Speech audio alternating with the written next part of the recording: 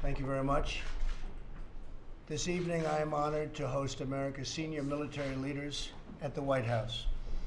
I want to thank Secretary Jim Mattis, Chairman Joseph Dunford, terrific people, and other esteemed military leaders for their distinguished service and sacrifice, and for ensuring that America's military might remains unchallenged, unquestioned, and unrivaled. And it is that. It is unrivaled, especially with what we've done over the last period of a year. To keep America safe, America's armed forces must remain the most powerful, lethal, and effective fighting force anywhere on earth. The best way to prevent war is to be certain that no one doubts our capacity to deliver overwhelming force. Overwhelming force means you'll probably never have to use the overwhelming force.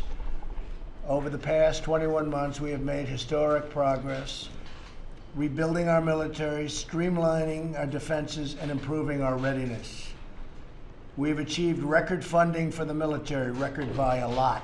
$700 billion last year and $716 billion this year.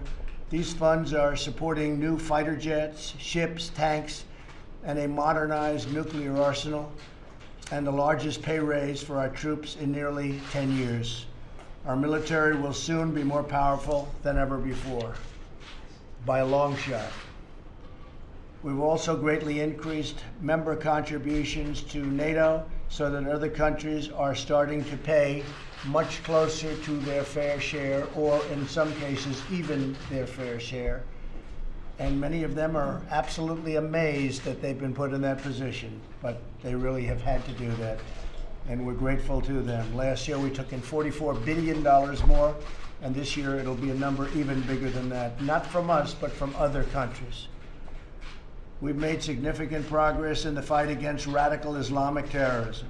In Syria and Iraq, our brave warfighters have decimated ISIS, and we are working to get our regional partners to step up their contributions and take greater responsibility for the future of their own region. The United States will continue to deny terrorists any funding, territory, support, or means of infiltrating our country. In this effort, we understand that immigration security is a national security. It's about security as a whole, and that includes our borders that you've been reading so much about over the last long period of time, but especially over the last 2 weeks. Under my administration, we are also recognizing both cyber and space as critical warfighting domains, just like land, air, and sea. In May, we elevated Cyber Command to a unified combatant command, which is a big step. It tells you we think it's very important, Joe, right? It's very, very important. We have published the first national cyber strategy in over a decade, and tonight I will hear an update on our progress to create the 6th military branch, the United States Space Force. So it's where it's at. It's going to be a big part of it. In everything we do, we are guided by one sacred goal: to defend, we have to defend the safety and sovereignty of our great country and its citizens. Each of you here today has devoted your life to this very important mission. Each of you leads the best, brightest, and bravest in the world, and each of you proudly serves the greatest nation on the face of the earth. We are doing better as an economy than we've ever done before. Very important for everyone in this room to understand that, because without economic strength, we can't have military strength. And you've known that, and you've seen that, and you've watched that, because our forces have been very seriously depleted over the last number of years, and now they're built up. And they're built up in the proper way with the best equipment in the world, all made right here in the USA. So I look forward to a productive discussion and to joining you all for dinner. We're going to be having dinner after this. I think the media will be allowed to go home, finally. You can go home. You had a long day. We'll be discussing a lot of different things, especially our forces. But we have the finest people, the finest leaders, and the finest equipment anywhere in the world. And it's an honor to have you all. Thank you very much. You're all my friends. Most of you I know very well. Some of you I know just well. But I want to thank you all, and General, great job. Thank you very much. Appreciate it. Thank you, everybody. Thank you. Mr. President, last week there was an attack on attempted assassination on top U.S. general in Afghanistan. Are you convinced? Are you going to discuss your strategy for Afghanistan, and are you convinced? We have. We discuss it all the time. We discuss it all the time. We feel very badly about that. It's war. It's a tough business, right, General? Tough business. You do.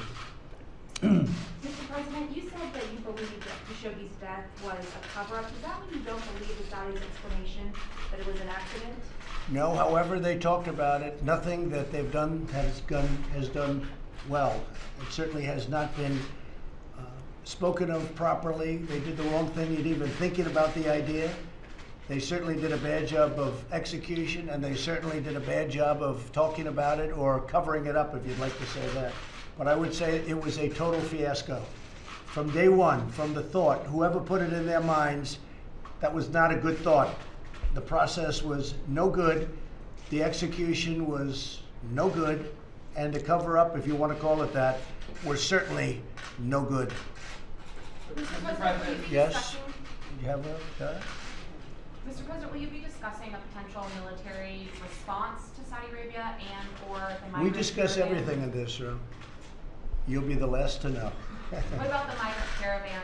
Yeah, it's coming up. We'll discuss that too, because we're not going to allow these people to come into our country. You know, we have people, millions of people, that have worked for years to come into our country legally. They work for years. They've gone through all sorts of hell to proudly be a citizen of the United States. And it's taken a long time. They've worked very hard. Isn't it really unfair when people can just burst right over our borders and now they end up staying in this great country?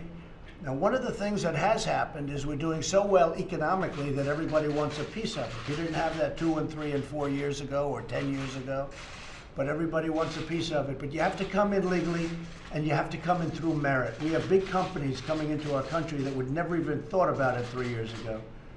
We have car companies coming in from Japan, brand new plants, going to be announced soon. They've already announced some of them.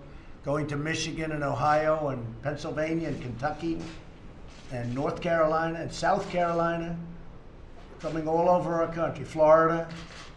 And they need workers.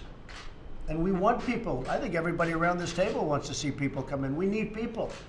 We have 3.7 unemployment. It's the lowest number in many years. Overall, probably the lowest numbers as a whole that we've ever had. African American, lowest numbers in history. Asian American.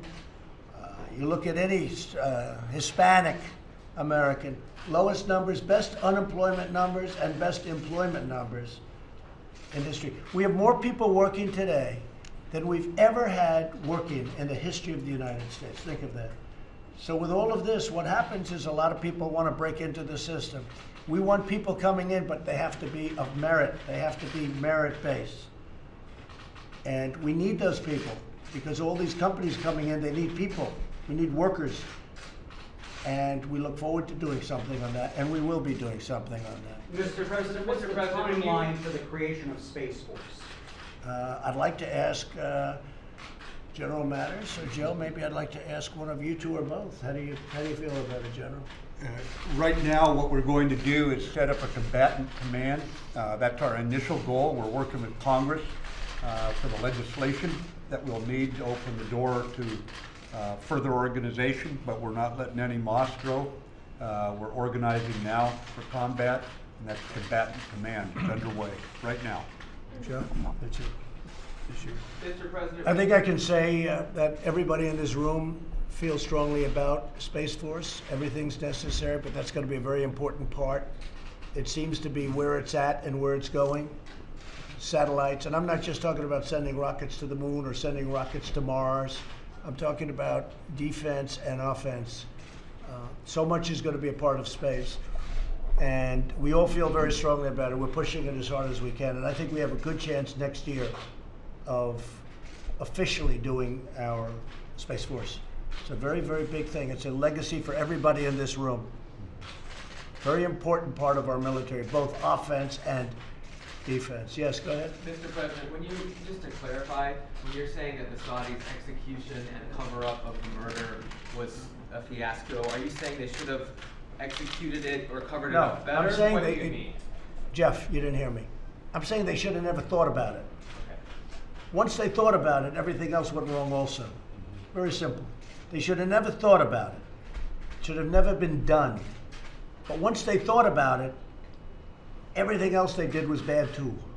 The cover-up was horrible, the execution was horrible, but they should have never been at an execution or a cover-up, because it should have never happened. Is that more clear? Yes, sir. Mr. President, if the Crown Prince is implicated, how do you plan to hold him accountable? Do you think he should lose his license? Well, we'll have to do something, but I will say this. I spoke with the King, I spoke with the Crown Prince yesterday, and he strongly said that he had nothing to do with this. This was at a lower level. We have people right now in Saudi Arabia that are literally just now getting on planes, coming back. We have people, very talented people in Turkey, dealing with the top people in Turkey. And we're all meeting tomorrow afternoon. Everybody's going to have a lot of information. We've gained a lot of information, and we'll know pretty much everything there is to know, I believe. It's a very sad event for Saudi Arabia. Very, very sad. Very, very terrible. Mr. President, about the border, you said that you threatened to close the border militarily. Were you thinking about the National Well, Guard? Mexico is working with us. There is a movement toward our country. It's going to be a while before they get here. And this group that is around this table will be involved, and others will be involved. We cannot let people come into our country illegally. Just can't do it. But what Can't is do the it. You don't have borders, you don't have a country. But were you thinking about the National Guard or what? Thinking about a lot of things. What would Thinking you- about everything, including the military, not just the National Guard. The military is what I'm thinking about. We can't have people coming into our country illegally. It's not fair for a lot of reasons. Not fair to the people that are here, not fair to the people that want to come here. The people that have worked so hard to become a citizen of this country, that are waiting online for 10 years. It's not fair to them, not fair to anybody. Okay? What legally could the military do at the border? They can do a lot. They're the military. Right, fellas? They're the military. They can do a lot. Okay, thank you very much, everybody. Appreciate it. Thank you. Thank you.